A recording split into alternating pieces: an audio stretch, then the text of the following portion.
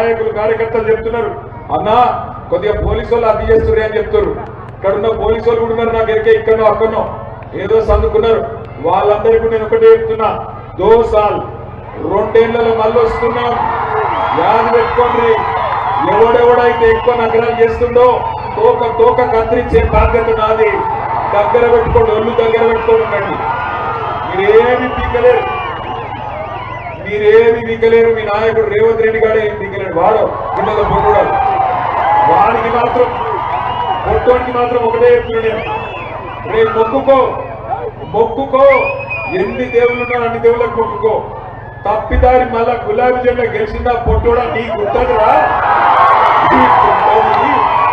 కేసీఆర్ ను పట్టుకొని లేకపోతే కేసీఆర్ ను పట్టుకొని ఎటువంటి మాటలు మాట్లాడతావు?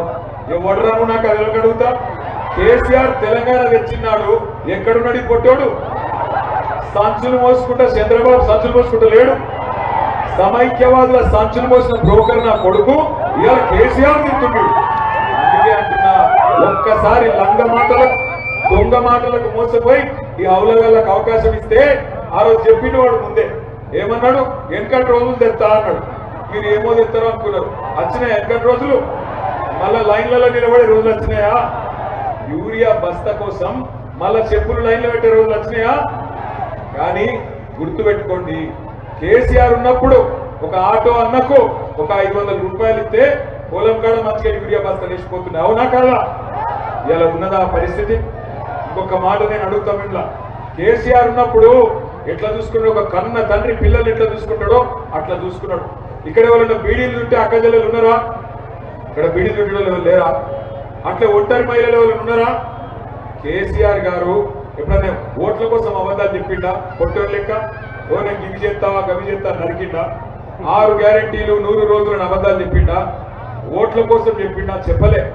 కళ్యాణ లక్ష్మి చెప్పలే ఓట్ల కోసం, రైతు బంధు చెప్పలే, మేనిఫెస్టోలో కేసీఆర్ కిట్టు చెప్పలే, గొర్రెలు ఇస్తా అని చెప్పలే, ఒంటరి మహిళలకు పెన్షన్ ఇస్తా అని చెప్పలే, బీడీ కార్మికులకు పెన్షన్ ఇస్తా అని చెప్పలే.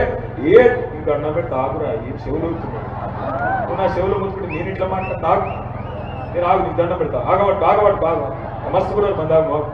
నేనేమంటున్నా అంటే ఒక్క మాట కూడా అబద్ధం మాట చెప్పలే కేసీఆర్. గెలిచినాక కడుపులో తెలంగాణ మీద ప్రేమ ఉన్నాడు కాబట్టి, తెలంగాణ దుఃఖం తెలుసున్నాడు కాబట్టి, తెలంగాణ పేదల గురించి గుండెల్లో ఆర్తి ఉంది కాబట్టి కేసీఆర్ గారు మాట ఇవ్వకపోయినా ఒక ఆడపిల్ల లగ్గం చేసుకుంటే మేనమామ లెక్క 1,116 రూపాయలు ఇచ్చింది. అది చూసి కాంగ్రెస్ వాళ్ళు ఏమన్నారు, 1,00,000 రూపాయలు ఎప్పుడు వస్తున్నాయో ఏందో, మేము తులం బంగారం ఇద్దాం మీదికెళ్ళి అన్నారు. ఇక మా ఆడపిల్లలకు బంగారం సెంటిమెంట్ బాగా పాడైతుంది. బంగారం అనగానే ఆయనతో కలవడ్డారు. ఏమైంది ఇప్పుడు? బంగారం వస్తుందా? నేను ముందే చెప్పిన మీకు, వీళ్ళు బంగారం ఇచ్చేటోళ్ళు కాదు, మెడల పుస్తకాలు ఎత్తుకపోయి దండుపాలెం దొంగలు వీళ్ళని చెప్పిన. దండుపాలెం దొంగన కొడుకులు యాది పెట్టుకోవాలి, స్టువర్ట్పురం దొంగలని ఉంటారు. అట్లా ఈ కాంగ్రెస్ వాళ్ళని కూడా తీసుకుపోయి యానో దగ్గర ఊళ్ళో పెట్టి ఇక కాంగ్రెస్ దొంగలను పోటీ పెట్టాలి. గంత దొంగన కొడుకులు. ఆనాటి ప్రభుత్వం రేషన్ కార్డులు ఇవ్వకపోతే అర్హులైన పేదవాళ్ళందరికీ రేషన్ కార్డులు ఇచ్చిన ప్రభుత్వం మీరు ఎన్నుకున్న ప్రభుత్వం. అంతేకాదు 10 సంవత్సరాలలో పేదవాడికి ఇల్లు ఇవ్వని ప్రభుత్వం మీరెన్నుకున్న ప్రభుత్వం వచ్చిన మొదటి సంవత్సరమే రాష్ట్ర వ్యాప్తంగా 4.5 లక్షల ఇళ్లు ఇచ్చాం. దాంట్లో భాగంగా మన కొత్తగూడెం నియోజకవర్గానికి కొత్తగూడెం కార్పొరేషన్ పరిధిలో 3,500 ఇళ్లు ఇచ్చిన ప్రభుత్వం మీరు ఎన్నుకున్న ప్రభుత్వం. ఆ శాఖ మంత్రిగా నేనే ఇచ్చా. అంతేకాదు ఇల్లు ఒక్కసారి ఇచ్చి అయిపోయిందని చెప్పాం, ఇంకా 3 సార్లు ఇస్తాం. రేపు ఏప్రిల్ నెలలో ఇస్తున్నాం, మళ్లీ ఇస్తాం.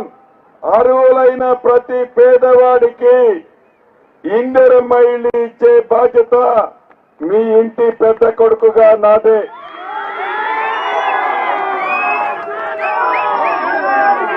ఇళ్ల స్థలాల ఇంటితో పాటు నిరుపేదలు కొంతమంది ఉన్నారు. ఇళ్ల స్థలం కావాలని కోరుకునే వాళ్ళు ఆనాడు కాంగ్రెస్ ముఖ్యమంత్రిగా రాజశేఖర్ రెడ్డి గారు ఉన్నప్పుడు పేదవాళ్లకి ఇళ్ల స్థలం ఇచ్చాం. గడిచిన 15-20 సంవత్సరాలలో పేదవాళ్లకి ఇళ్ల స్థలాన్ని ఇచ్చిన పాపాన పోలే.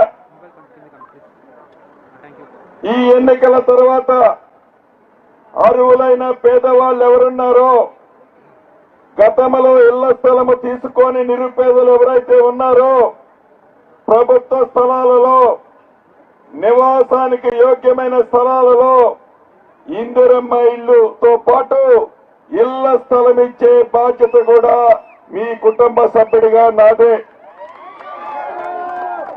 ఇల్లిచ్చే మంత్రిని నేనే, ఇళ్ల స్థలాలు ఇచ్చే మంత్రిని నేనే, ఇల్లు ఇచ్చే మంత్రిని. కొద్దిగా సైడ్ అమ్మ అంబులెన్స్ ని కొనేయండి.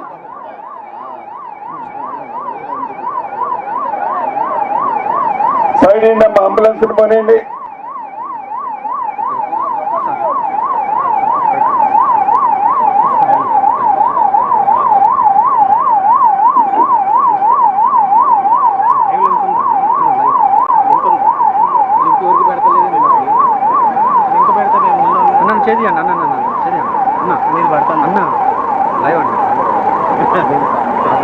ఇల్లు ఇచ్చే మంత్రిని నేనే, ఇళ్ల స్థలాలు ఇచ్చే మంత్రిని కూడా నేనే. అంతేకాదు మీరు ఎన్నుకున్న ఈ ప్రభుత్వంలో పేద పిల్లలకి డైట్ ఛార్జీలు 40% పెంచాం, కాస్మెటిక్ ఛార్జీలు 200% పెంచాం. అదే రకంగా ప్రతి నియోజకవర్గానికి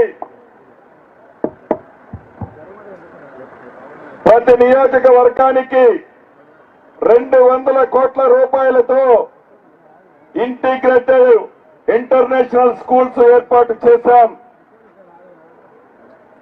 ఇలా పేదవాడి సంక్షేమం కోసం, పేదవాడి అభివృద్ధి కోసం, పేదవాడి బాగోగుల కోసం నిరంతరము ఈ ప్రభుత్వం మీకోసం పనిచేస్తుంది. అంతేకాదు ఈ కొత్తగూడెం సింగరేణి ప్రాంతంలో 76 జీవోకి సంబంధించిన అంశం ఒకటి, ఇళ్ల స్థలాలకు సంబంధించిన అంశం ఒకటి పెండింగ్ ఉంది. నిన్న గౌరవ ముఖ్యమంత్రి గారు భూపాలపల్లి వేదిక మీద చెప్పారు, కార్మికుల పక్షపాత ప్రభుత్వంగా ఈ ప్రభుత్వం తప్పకుండా ఈ 76 జీవోను కూడా పరిష్కరించే బాధ్యత నాదే.